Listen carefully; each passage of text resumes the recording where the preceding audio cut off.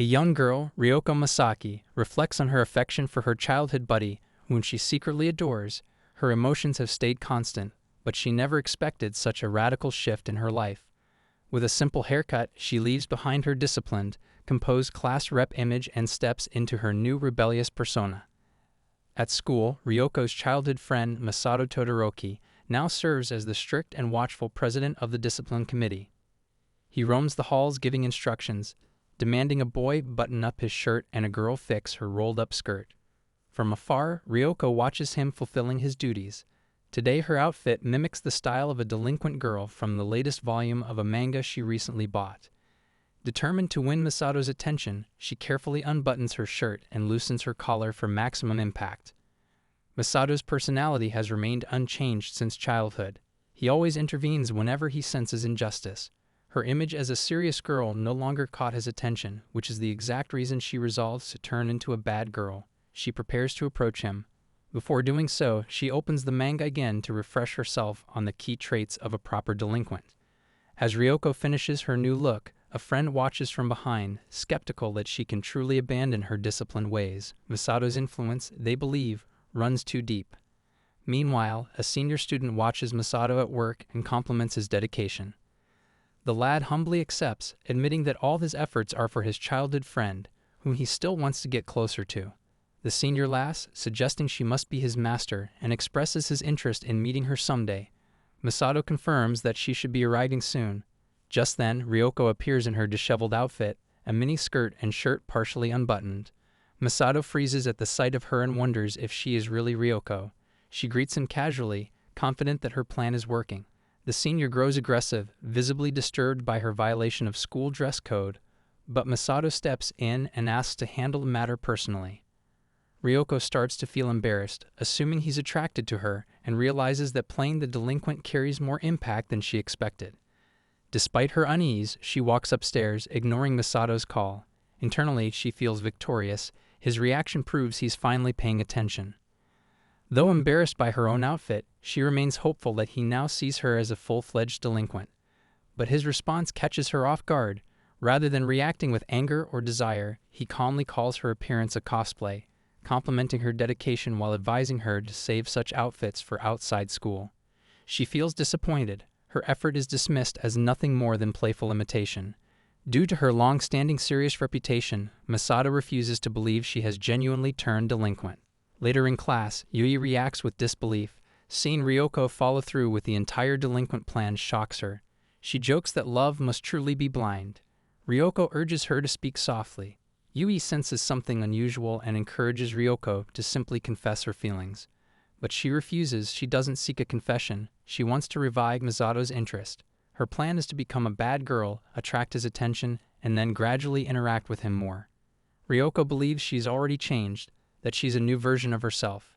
Yui eventually lets it go. Their conversation is interrupted when a classmate asks Ryoko to handle the usual printouts. She agrees without hesitation. Yui scoffs, questioning how Ryoko expects to be a delinquent when she's still doing classroom duties. But Ryoko, for personal reasons, doesn't want to burden others. With a sigh, Yui declares her the least suited girl in the entire school to become a delinquent. During lunch break, Masato enters the classroom and calls Ryoko by name. Focused on her classwork, she momentarily forgets about him until Yui whispers his arrival. Ryoko plays it cool, casually commenting on the heat outside. Masato questions her sudden change in appearance. Yui tries to draw out his opinion on the matter, but he defensively states that as head of the discipline committee, he has every right to intervene. His concern shifts. He wonders if something is troubling her and offers to listen. He grabs her shoulders and stares into her eyes with a passion she's never seen before. It's the first time he's ever looked at her like that. Ryoko boldly declares her pride in being a delinquent, leaving Masato stunned at how far she's fallen. Watching them, Yui can only think, they're both out of their minds. Masato turns away and asks her to fix her shirt. Ryoko teases him, but he quickly turns back and responds that he simply doesn't want other boys looking at her like that. She is shocked, then asks if he thinks of himself as her boyfriend. He firmly denies it, stating only that he wants her to value herself more. He leaves, stating they'll discuss it after school. Despite the mess, Ryoko keeps plotting her next move. Even when she shoots Masato a cold glare, he responds with such fiery intensity that she can't hold his gaze. Yuri urges her to do something bold enough to steal his full attention. Desperate, Ryoko asks for advice. Yui suggests turning up the charm, adding a romantic edge to her delinquent persona. In the student council room, the senior teases Masato about Ryoko, asking if she's tough to deal with. Masato's expression darkens. Another senior jokes using an old-fashioned expression. But beneath the teasing, Masato senses Ryoko means something more. His distant gaze suggests he's still trying to understand the real reason behind her change. After school, Ryoko stands on the rooftop, sipping juice from a carton, trying to channel her inner delinquent as the sky darkens around her. She turns to Yui and asks if she looks the part. Yui, clearly disappointed, reminds her that she's losing sight of why she started this in the first place. Just then, Masato arrives, his third time crossing paths with Ryoko that day. She masks her excitement with a sarcastic remark, while Yui quietly observes, fully aware of what Ryoko's really feeling. Breaking the silence, Masato says he knows why she changed. For a moment, she wonders if he's figured out her feelings, but his explanation catches her off guard. He believes her transformation was caused by the pressure he unknowingly placed on her, constantly praising her seriousness and achievements to others. He admits he's admired her dedication since they were kids and has always been trying to grow closer to her. Now he fears that admiration may have become a burden. Ryoko, stunned, never imagined he held such deep respect for her. He pleads with her to tell the real reason behind her behavior, offering to help. She bluntly tells him the truth: she became a delinquent for getting his attention.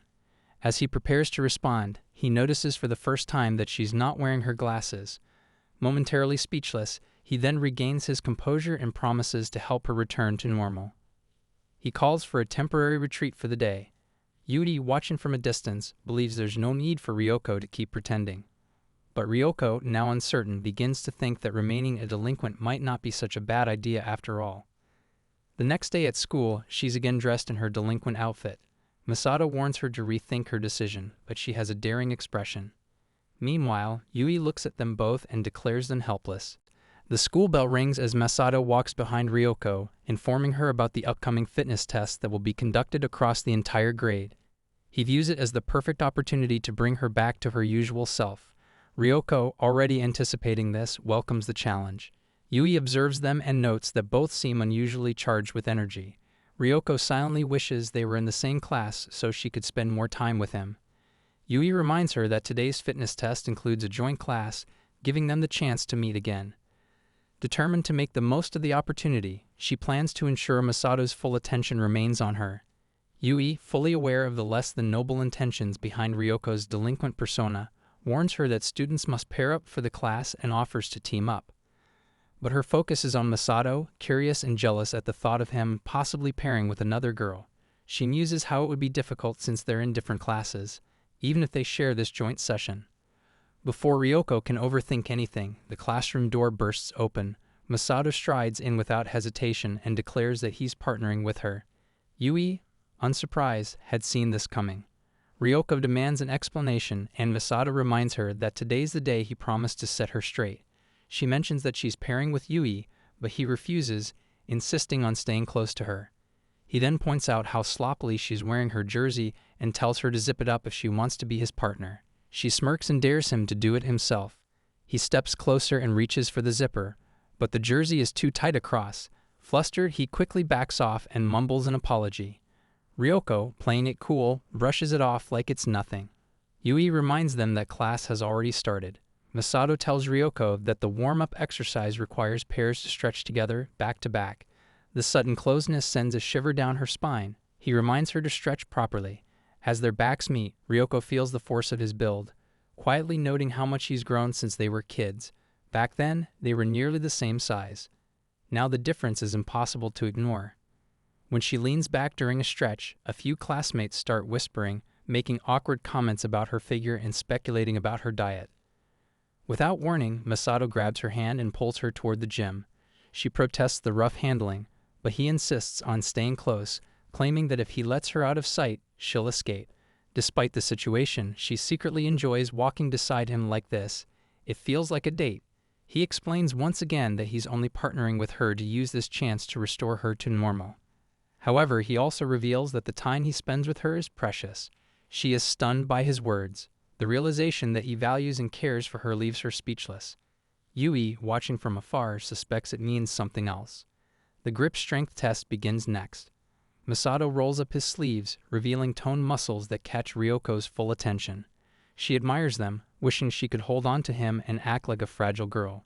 Her fantasy is broken when she overhears other girls admiring his biceps, with one declaring she'll ask to touch them later. To express her silent anger, she grips a 40-kilogram weight, double the average for a girl, and Masato compliments her. Only she knows her burst of strength comes from pure jealousy. After the test, a group of girls flocks around Masato. Ryoko watches from a distance, visibly irritated. His popularity has always annoyed her, she mutters under her breath, expressing a desire to sneak off behind the school building. The words reach Masato's ears, and he sternly forbids her from leaving. At that moment, Ryoko realizes that his full attention is now locked on her. Yui, however, grows concerned, noticing that Ryoko's delinquent motives are slowly becoming more selfish and impure. The next event, side-to-side jumping, begins with Yui showing off impressive speed, leaving Ryoko genuinely impressed. When it's Ryoko's turn, she quickly runs out of stamina and calls for a time. Masato, too distracted by her movements, forgets to count. As the round ends, he apologizes for losing focus, earning an annoyed glare from Ryoko. The shuttle run begins, and Masato performs with his usual relentless energy. His classmates mutter about the waste of talent, wondering why someone so athletic never joins a sports club. Ryoko watches closely, remembering a time when he struggled with physical activity. His transformation is no accident. It's the result of discipline and determination. A quiet ache settles in her chest as she realizes how much she's missed during their time apart. He's become someone worthy to stand beside her. Yui watches too, silently reading the subtle shifts in his expression. Ryoko, dreading the shuttle run, knows her clumsiness could easily embarrass her. Still determined to uphold her new persona, she pushes herself to run until she drops. Masato approaches and tells her the event is a battle against oneself. His confident teasing rattles her, but also fuels her. She gives it everything she has, finishing with 78 laps. When she's done, Masato steps forward, quietly acknowledging her effort. Later, under the blazing sun, the class moves to the field. Yui complains about the heat, and Masato remarks that everyone will be soaked in sweat by the end of the day. Ryoko keeps her distance. When Masato questions it, she glares and snaps that a delinquent doesn't belong near the discipline committee president. He starts to wonder if she's really changed at all. In truth, she's just trying to hide how flustered she feels being sweaty and disheveled. She demands he stay 3 meters away. Inside the gym, she has already given her all. She fears that any sudden drop in performance might seem fake to him, so she resolves to do her best in the outdoor activities too. She excels in the 50-meter sprint, the standing long jump, and the handball throw. Masato continues to shout instructions, claiming she isn't pushing herself enough. Ryoko keeps pretending she's giving her best. Yui, aware of her act, watches quietly from the side. The final test is the long-distance run.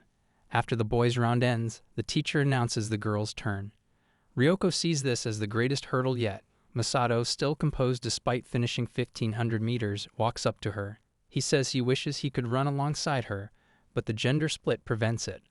Ryoko, putting on a brave face, claims she'll finish the race in a blink. Masato encourages her with a warm smile. When the race starts, Ryoko quickly falls behind. Her classmates whisper, thinking she must be unwell. Her determination burns, but her body refuses to match her will.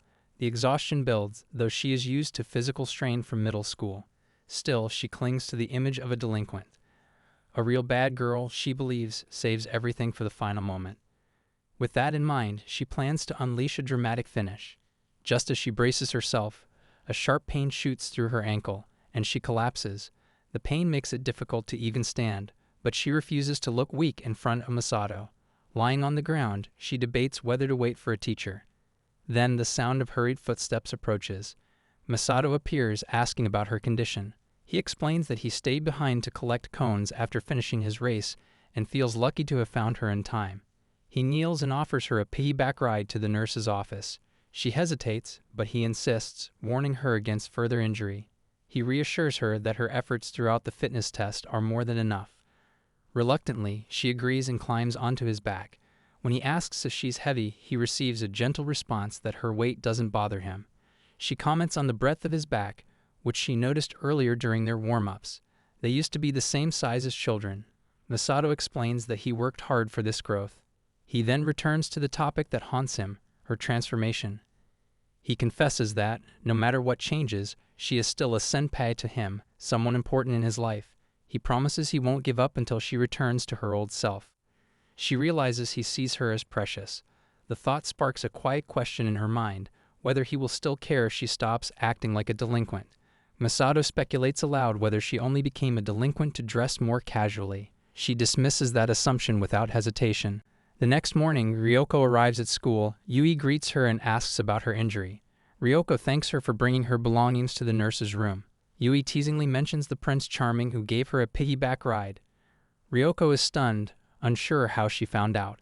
Their exchange is cut short by a teacher who scolds them for loitering in the hallway, warning that it might spark rumors. She orders everyone to their seats as homeroom is about to begin. The teacher then announces that Masato Todoroki, from the neighboring class, is transferring into theirs. He enters with confidence and declares that he will personally keep an eye on the class. Ryoko is frozen in disbelief. He walks over and explains that he received permission from both the principal and the student council. According to him, this is the fastest and most effective way to bring her back to normal. He pledges to stay by her side from now on. The classroom stirs with whispers, speculating whether Ryoko has become such a delinquent that even the discipline committee president needs to monitor her. Yui observes the situation and concludes that Ryoko has reached the point of no return. Her secret wish has come true. Masato now sits beside her. He remarks that he should have thought of this idea much earlier.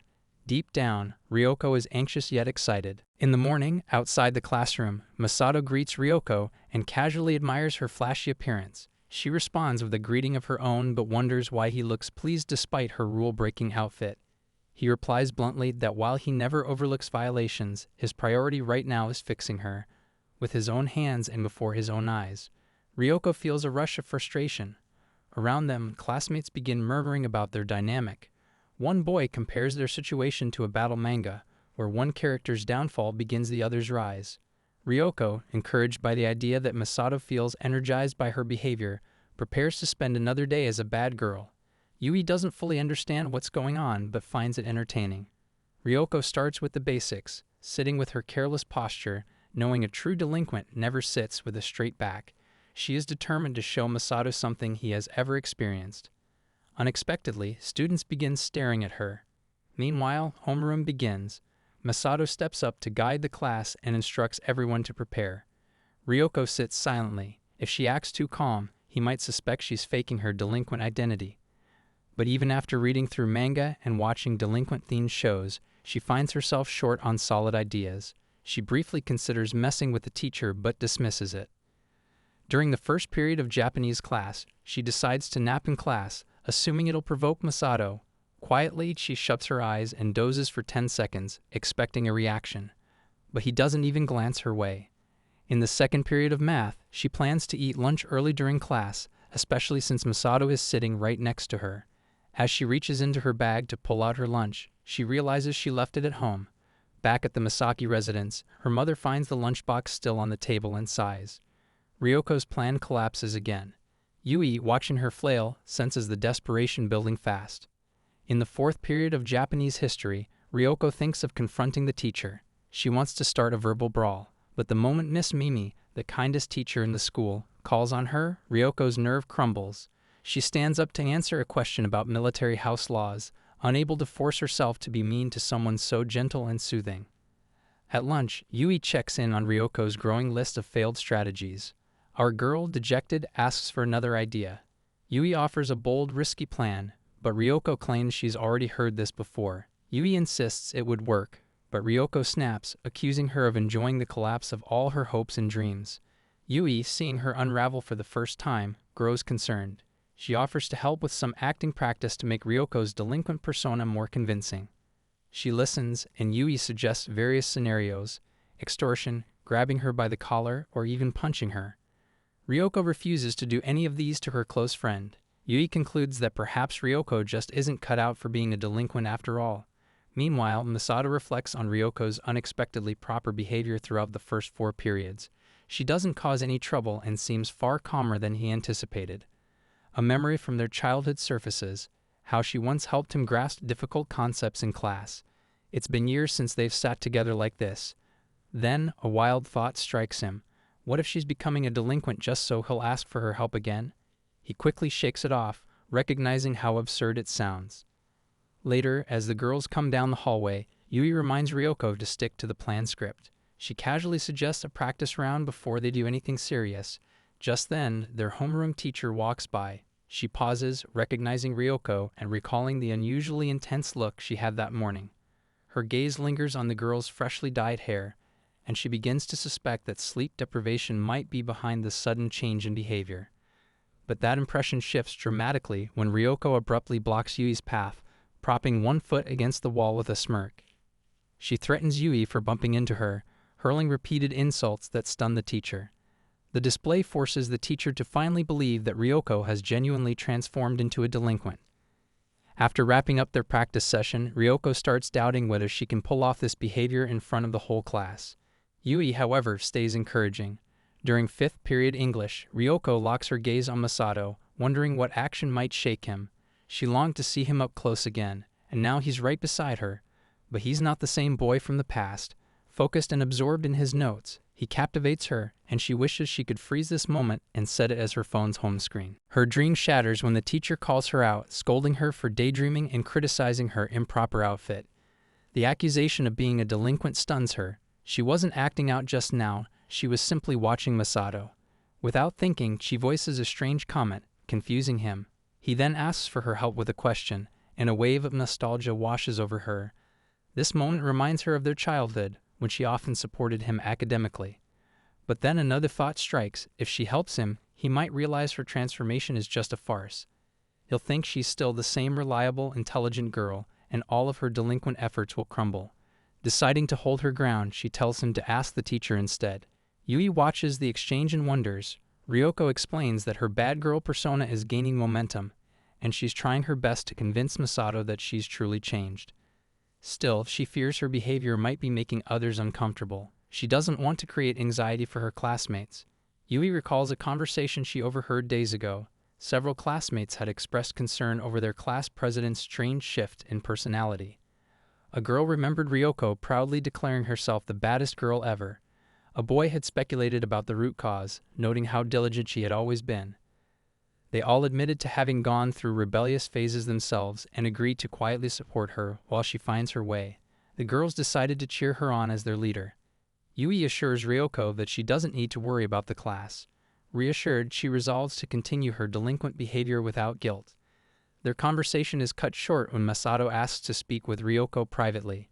She sits on the stairs outside the school building as he begins recounting childhood memories, times she helped him with difficult lessons, the day she ate lunch early and annoyed him, their old habit of trading drawing books.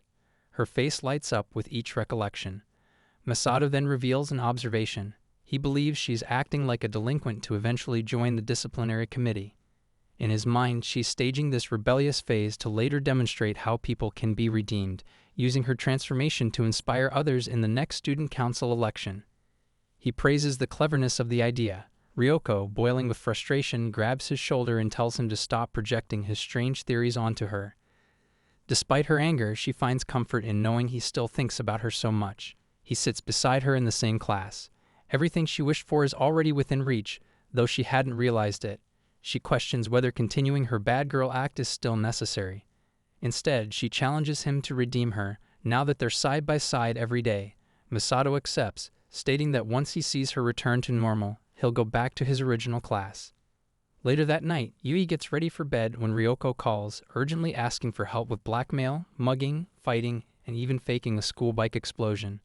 Yui senses chaos coming from miles away and immediately refuses to get involved. As the long weekend approaches, Yui invites Ryoko to hang out, but she declines, explaining that she has already exhausted her monthly allowance.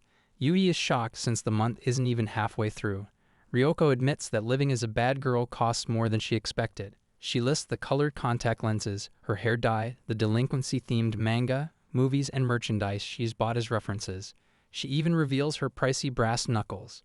Yui suggests asking for an allowance increase, but Ryoko refuses, not wanting to burden her parents, who already worry about her shift in behavior. They still believe she's a model student and beloved at school.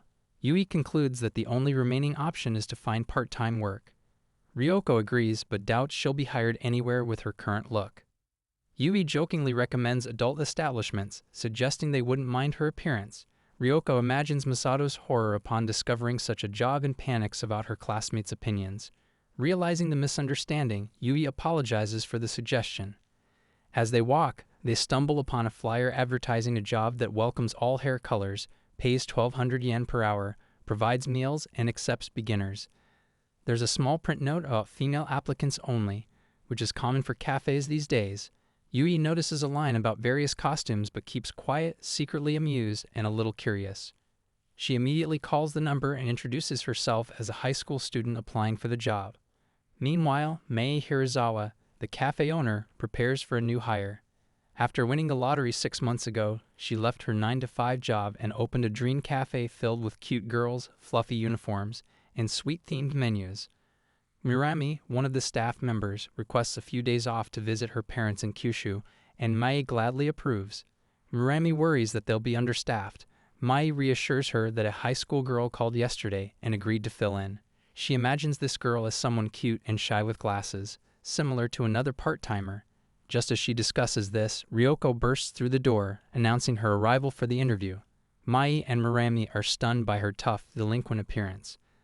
The staff rushes to the break room for an emergency meeting, leaving Ryoko alone. They feel uneasy about her intimidating aura and discuss how different her in-person look is from her sweet voice over the phone. Murami fears she might cause trouble if rejected. Meanwhile, Ryoko feels tense and out of place during her first interview. Despite her rough look, she finds the cafe's interior and uniforms charming. Mai finally greets her and shows the frilly uniform. Expecting Ryoko to walk away, she's surprised when the girl enthusiastically agrees to wear it. Ryoko happily changes into the outfit, excited to wear something so adorable for the first time. Her usual wardrobe is plain and dull, making this a special experience. Even Murami can't help but admire how beautiful she looks in the uniform. Mai agrees, calling her a future star who can attract anyone. Ryoko accidentally drops her brass knuckles, and Mai gently reminds her. Ryoko hurries to store them in her locker. Murami nervously asks if they can still refuse to hire her, but Mai gives up, fearing the cafe might turn into a war zone if they do. Ryoko observes another staff member, Ruru-chan, as she sweetly serves customers. The atmosphere is light, and the customers feel rejuvenated just from the warm interaction. Mai asks Ryoko if she can handle this kind of work. She feels a bit embarrassed but assures her that she's committed to giving her best. She's determined and ambitious about her new job. When Ryoko takes her first order to the back table, she discovers Yui waiting there. She smirks, impressed with her friend's appearance and presence, then challenges her to act as a proper waitress. Ryoko grits her teeth but maintains composure. She leans forward to serve the float. Yui suspiciously questions the nature of the cafe. Mai, observing from afar, feels relieved that Ryoko shows no signs of hesitation while serving. 3 hours pass, and she gradually adjusts to her role. Mai's initial concerns begin to fade as she watches customers respond well to Ryoko. She admits that doubting her might have been a mistake. Yui teases Ryoko about switching personalities so smoothly and questions her ability to return to her bad girl image at school. Ryoko confidently claims she can manage both roles, then accuses Yui of camping out at the cafe just for one float. Suddenly, the cafe door opens. Ryoko turns to greet the new customers but freezes when she spots Masato entering with a senior from school. She quickly ducks behind a couch to avoid being seen. The senior had been wanting to visit this cafe for a long time. Mai watches from a distance, concerned about why Ryoko is hiding. Murami assumes the two unfamiliar guests are rival delinquents. Mai quietly dreads the cafe turning into a battleground, while Yui watches the situation unfold with barely hidden amusement. Ryoko never expected Masato to show up at such an adorable cafe. Panic sets in as she imagines what he might think if he discovers she works there. Would he laugh? Would he assume she's abandoned her tough girl image? The thought of a smug smirk on his face gnaws at her pride. Desperate to avoid being recognized, she begs a coworker to take his table, but they refuse outright. At the table, Masato's senior apologizes for dragging him out on a day off, but Masato simply smiles and insists it's the least he can do in return for past favors. When no one arrives to take their order, Masato politely calls out for service. Ryoko steps out reluctantly, dressed in a cat-themed costume with glasses perched on her nose, hoping the disguise will be enough to hide her identity. Her heart pounds with embarrassment, but she steels herself and presents the menu. Masato Sr. is taken aback, charmed that someone so adorable works here. He chuckles and says he regrets not visiting sooner, then asks Masato what he thinks. Masato stares. He recognizes her instantly, despite the costume. Ryoko, flustered, tries to play it off. She denies everything, claiming she doesn't know anyone named Ryoko. From a nearby table, Yui chimes in, teasingly asking Masato why he's calling this cafe girl by someone else's name. But Masato remains unfazed. He's confident there's no way he could mistake her after all these years. With a casual smile, he compliments her cuteness. Yui whistles, clearly entertained. Trying to take control of the moment, Ryoko grabs Masato by the shoulders. She insists that she only works there for the money, and that she has no desire to wear the ridiculous costume. But mid-sentence, she loses her balance and crashes into him, knocking them both to the floor. Mai rushes in with a first aid kit, alarmed and checking for injuries. Masato groans, struggling to breathe, while Ryoko panics. In a flurry of emotion, she shouts that the cafe owner is like an older sister to her, and that she's working there purely out of gratitude. Her voice carries across the cafe as she declares, loud and proud, that she's still a bad girl through and through. The room falls silent. Mai is speechless. Without another word, Ryoko bolts out the door, calling out that she's taking the rest of the day off. Mai shouts after her, reminding her to return the uniform, but she's already gone. Murami raises an eyebrow, questioning whether Ryoko is really suited for the job. Yui, meanwhile, sips her drink with a grin, thoroughly entertained by the chaos. Masato remains on the floor, dazed. His senior notices a nosebleed and apologizes, blaming himself for dragging Masato into the whole situation. Outside, Ryoko races through town still wearing her cafe uniform, drawing puzzled stares from passersby. Her mind spins. Now Masato probably thinks her whole delinquent act is fake, and on top of that, she stormed out halfway through her very first shift. She hopes the cafe owner will forgive her. Maybe a heartfelt apology will help. Even amid all the embarrassment, one thought lingers. Masato really called her cute.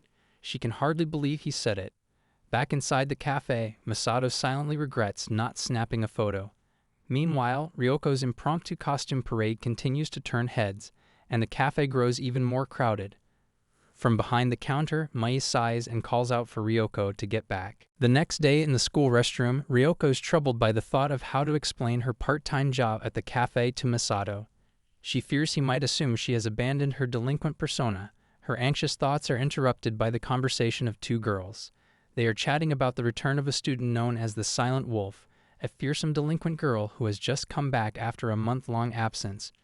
Shocked to hear about another delinquent in the school, Ryoko peeks through the crowd to catch a glimpse of the rumored girl. Whispers ripple through the hallway. The Silent Wolf, Yuki Shishido, a tall student from Class D, stands out with her imposing height and bandaged fists, which Ryoko assumes are the result of a recent fight. Yui, standing next to her, explains that Shishido has the power to paralyze people with a single piercing glare. The nickname Silent Wolf is whispered among the students, and rumors swirl that she wiped out an entire gang during her absence. Intimidated by her presence, a group of boys quickly scatter, afraid of being overheard. Impressed by her aura, Ryoko decides she wants to learn from her. Despite Yui's warning, Ryoko storms into Class D and apologizes for the intrusion. She finds Shishido resting her head on her desk and requests a private meeting behind the school, explaining that it concerns something important. With formality and courtesy, Ryoko expresses her hope for Shishido's attendance and exits. Shishido lifts her head in disbelief, puzzled by the invitation. As Ryoko walks back, Yui questions whether she truly wants to become the Silent Wolf's apprentice. Ryoko insists that this is a golden opportunity. Shishido is not a fake delinquent like her, and she won't let it slip by. Just then, Masato arrives and asks for her help with paperwork. Though usually eager to be by his side, Ryoko flatly declines, citing prior commitments. Yui watches the tension rise as Ryoko walks away. Meanwhile, Shishido waits under a tree, trying to piece together what she's heard. The girl who invited her is the former class president who has suddenly transformed into a so-called delinquent, and now dares to challenge the school council. Shishido suspects Ryoko wants to reclaim her lost territory by picking a fight. The rumors, the sudden shift, the strange request, it all seems to point to an impending confrontation. Fear creeps in as she recalls that she isn't a delinquent at all. Ryoko arrives with Yui and apologizes for being late. Shishido stiffens, certain this is the moment Ryoko will attack her. But instead, Ryoko expresses deep gratitude for her presence and prepares to make a humble request. Shishido, overwhelmed by Ryoko's formal speech, tries to clear the misunderstanding. Ryoko, bubbling with admiration, believes Shishido has already seen through her amateur delinquent facade. Yui quietly compares them to excited kids on a trip to the toy store. Ryoko finally makes her intention clear. She wants to polish her delinquency under Shishido's guidance and offers to become her apprentice. Caught off guard, Shishido panics, still unable to process the misunderstanding. Things spiral when Ryoko drops to her hands and knees to plead, and Yui adds to the chaos by flipping her skirt in a bizarre show of loyalty. Terrified, Shishido backs away and shouts that she's not a delinquent. She collapses in a defensive crouch, trembling from the stress. Memories of her earlier school days flood in, how her height and unfriendly expression made others avoid her. When she stopped attending school, strange rumors took hold, branding her a delinquent even though she had never done anything wrong. Now everyone fears her based on lies. She opens her lunchbox and reveals to be a normal girl with a love for needlework and cooking. Ryoko asks about the bandages, and Shishido explains they're from her hobby, not from fighting. Yui finally realizes the truth behind her scary appearance. Tears well up in Shishido's eyes as she laments her loneliness and the difficulty of making friends. Ryoko, moved by her honesty, asks for her name. Shishido replies with her full name, and Ryoko stares at her in disbelief.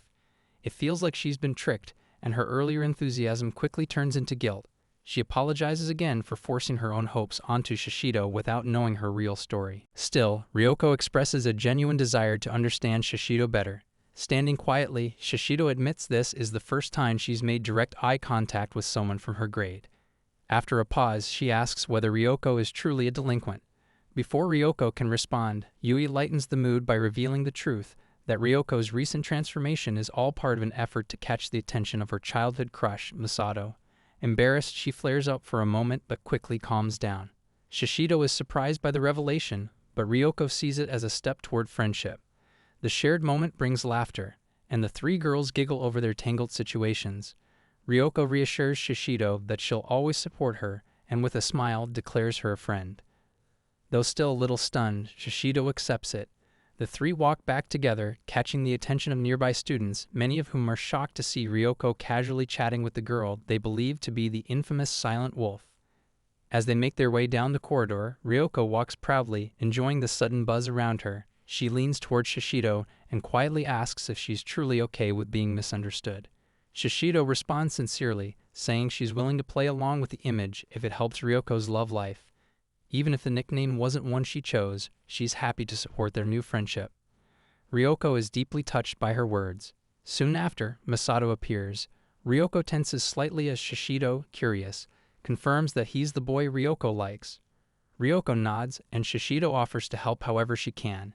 Yui advises against getting too involved, but Ryoko feels confident that Masato will be impressed by her new connection with the so-called Silent Wolf. But to her surprise, Masato already knows Shishido. He greets her warmly, expressing concern over her recent absence and mentioning the class transfers that kept them apart. He assumes Ryoko was the one who helped bring Shishido back to school and thanks her sincerely, even giving her a quick, friendly hug before walking off. Ryoko stands there, speechless. Instead of boosting her image as a tough delinquent, she seems to have gained more credit as a kind, responsible student. Shishido looks just as confused. Yui quietly suggests that maybe Masato has never seen Ryoko as a delinquent at all. Ryoko glances at Shishido, noticing again how neat her uniform is, how she wears no makeup, and how she hasn't broken a single school rule. From a short distance, Shishido gently apologizes for not living up to the image Ryoko had of her. Ryoko, masking her disappointment, responds with a smile. She says she's just glad someone else understands Shishido now. Yui nods approvingly, happy that things have ended on a sincere and positive note. Ryoko recalls the moment when she bumped into Masato at the cafe. That memory still lingers in her mind, especially the cute compliment he gave her that day. Deep inside, she longs to hear it again. Yui observes her obsession with delinquent behavior and notes how she seems desperate. Ryoko fires back, claiming it's only natural for a girl to want to be complimented by the one she likes. Yui speculates whether Ryoko's ultimate goal is to date him. The mention of it completely shakes Ryoko, her voice trembles, and she begins fantasizing. In her daydream, they hold hands, steal secret kisses, and share tender moments. Yui mocks the immaturity of her imagination, likening it to that of an 8-year-old girl. Ryoko insists that reaching a point where they can date requires a long process, and her priority is to make him fall for her first. Yui points out that what Ryoko truly wants is to hear another cute compliment, but she still doesn't know how to appear cute. She needs a reference. Yui offers a solution. Mashiro Himeki from Class 1A. Ryoko becomes curious about her friend's info source, but they wait outside the corridor, knowing the class is in the AV room for the second period. When they finally see her, she stands out immediately, greeting her classmates with a radiant smile. She thanks one girl for returning notes and checks on her recovery from a cold. Another classmate hands her a pen, and Mashiro reacts with pure delight. Ryoko and Yui both notice how effortlessly she draws attention. Yui praises her for her charming looks and glowing personality, pointing out that it's the best way to learn. Ryoko agrees that learning from Mashiro could change everything. Their attention shifts as Masato walks by after managing schoolyard duties. Ryoko quickly blocks his view of Mashiro, afraid he might get captivated by her charm. She observes how Mashiro always smiles when talking to others, and Yui reminds her how a woman's smile can be a powerful weapon. Motivated, Ryoko decides to try it. She calls out to Masato, attempting a sweet smile, but ends up giving him a terrifying glare that only scares him.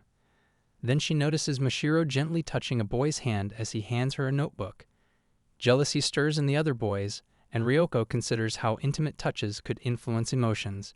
She wonders if she could attempt the same. Later, as she's studying, Masato appears with a stack of papers. She views this as a chance to initiate some physical contact, but when she reaches out, but is too slow, Yui watches and notes that she will need more practice. Ryoko sniffles, disappointed by how hard it is to appear cute in front of him. Yui reassures her and reminds her of the time he called her cute in the maid costume. Ryoko dismisses that as a magical moment with temporary power. Her goal is to win his heart, not a costume contest. Yui smacks her with a mirror, insisting that watching others isn't enough. She needs to see herself. Ryoko hesitates but eventually gives in. Moments later, Yui returns with Mashiro, proudly announcing she lured her with a strawberry milk sandwich. Still chewing, Mashiro looks up, and Ryoko can't help but find her adorable. After they explain the situation, Mashiro is amazed by the effort. She finds it touching that someone would try to become cute for love. Ryoko stares in disbelief as Mashiro admits it warms her heart to see someone fight so sincerely. Ryoko bluntly asks on how to become as ultra-cute as her. The term makes Mashiro blush, but Ryoko also finds her a bit of a headache. As they plan together, Mashiro comments on Masato's usual seriousness. Ryoko shares that she's already tried some of her techniques on him. Yui is shocked to hear this.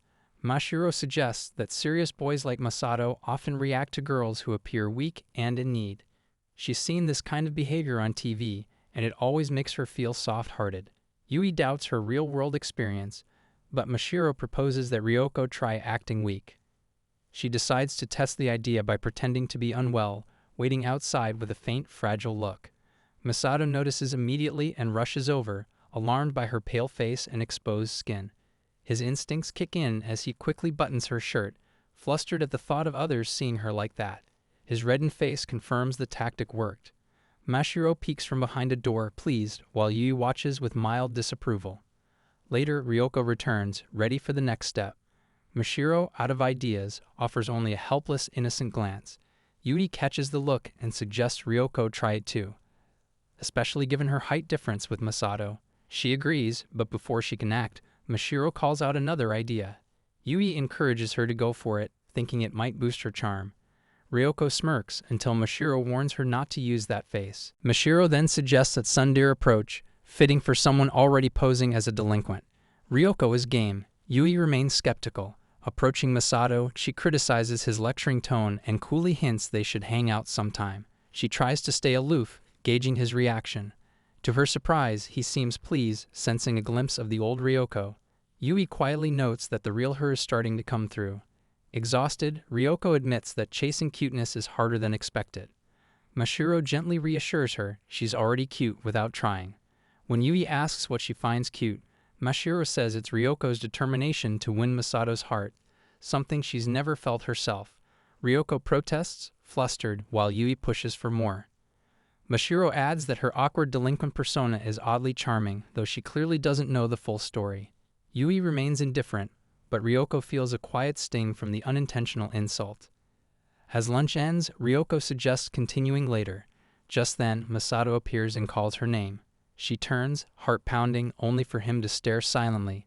Forgetting why he came, she wonders if her efforts are starting to work, until he finally speaks, asking about her strange behavior. Mashiro sighs, disappointed by the lack of romance, while Yui shrugs at the predictability. Ryoko realizes change won't come instantly, but she's not giving up yet. His concern triggers a childhood memory, and she offers a genuine smile, quietly thanking him. But his reaction is unreadable. She asks about it, but he leaves without answering. Mashiro arrives, thrilled that Ryoko managed an adorable smile all on her own. Yui agrees, it's real progress. Feeling proud, Ryoko starts hoping Masato might call her cute again soon. But Mashiro suddenly adds that while she loves Ryoko's smile, it's Masato's flustered reaction that really makes her heart race. Ryoko freezes, stunned by the idea of gaining an unexpected rival. Ryoko takes a day off from school to unwind. She spends it completely relaxed. No makeup, no nail polish, and no need to keep up her delinquent act. Yui scolds her over a video call, warning that Masato might drop by unexpectedly. Ryoko brushes it off, convinced he hasn't visited since their elementary school days. Just then, the doorbell rings. Startled, she peeks outside and is stunned to see Masato at the door, warmly greeted by her mother.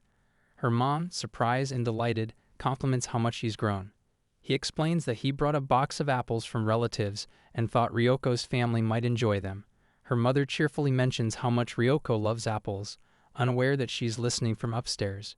Watching suspiciously, Ryoko wonders if he's here to investigate rumors about her delinquent turn. Yui, still on the call, eagerly insists on keeping the feed live for entertainment. Her mother invites him in and casually tells him to head up to Ryoko's room while she prepares refreshments.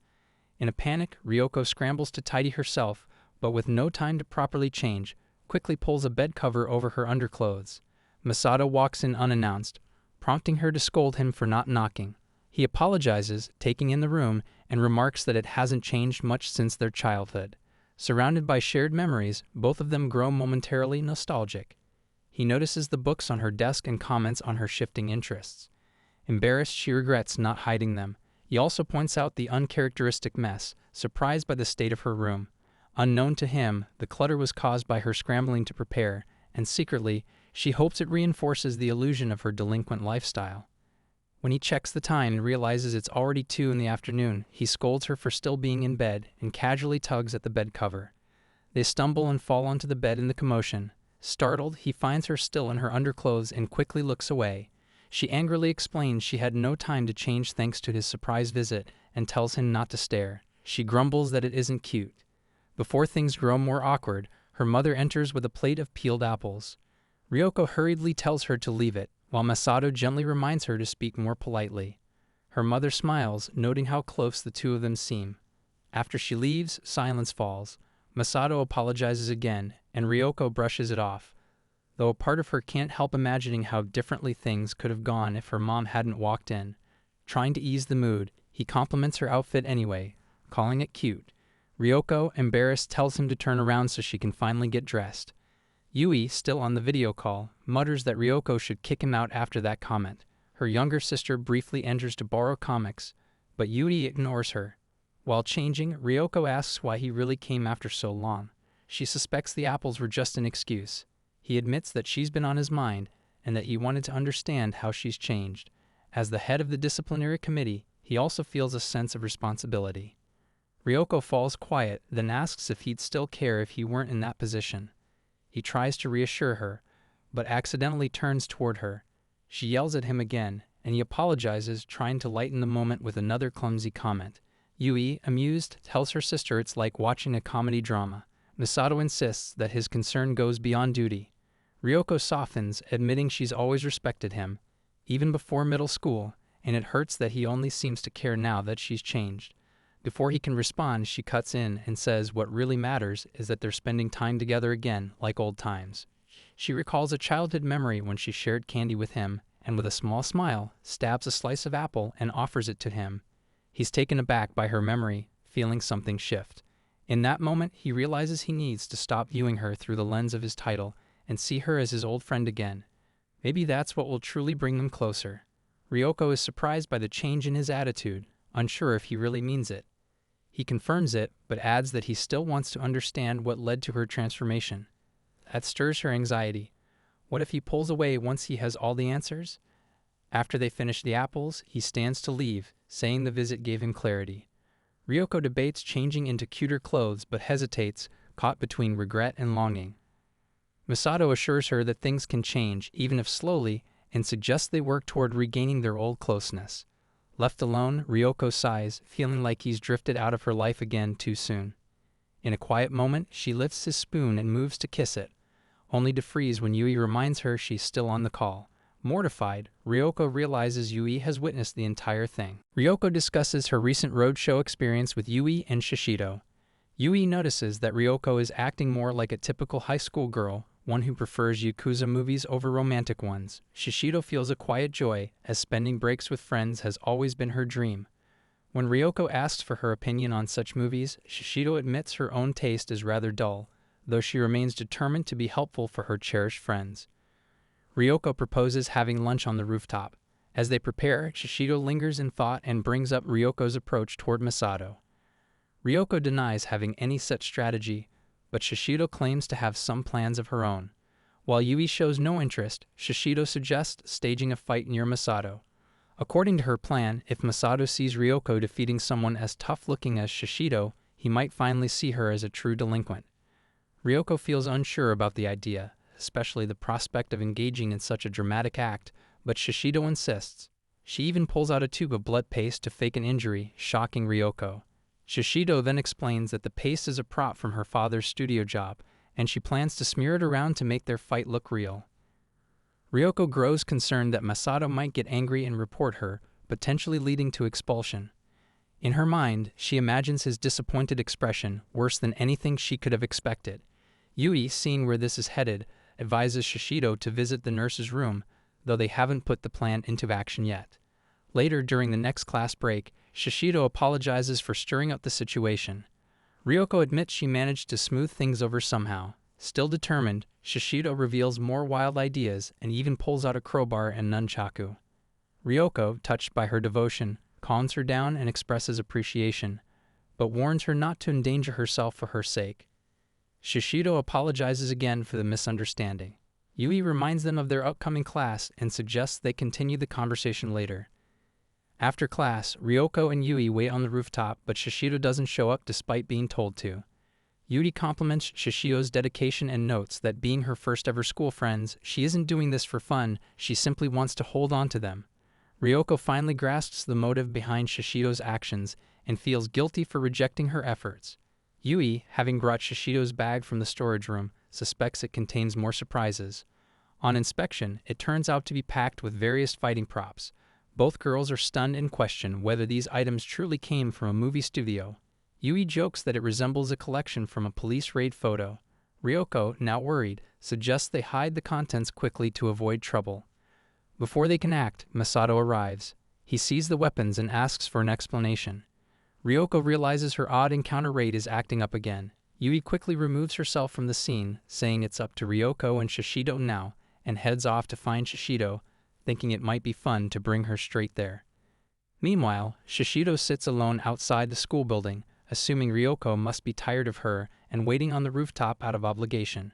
She pictures Ryoko scolding her and decides she must be a burden. Lost in self-doubt, she questions her worth as a friend. At that moment, Mashiro appears and calls her by name, startling her. Hunger pangs hit Shishido, which she had been ignoring. Mashiro offers her a strawberry milk bread, explaining that it came from a buy one, get one deal. Shishido appreciates Mashiro's cheerful presence and asks why she's here. Yui then arrives, revealing she had shown Shishido's picture to Miss Shinagawa and apologizes for it. Shishido feels ashamed for not showing up on the rooftop. Yui, forgetting the current tension, introduces her to Mashiro Himeki, calling her a positivity monster.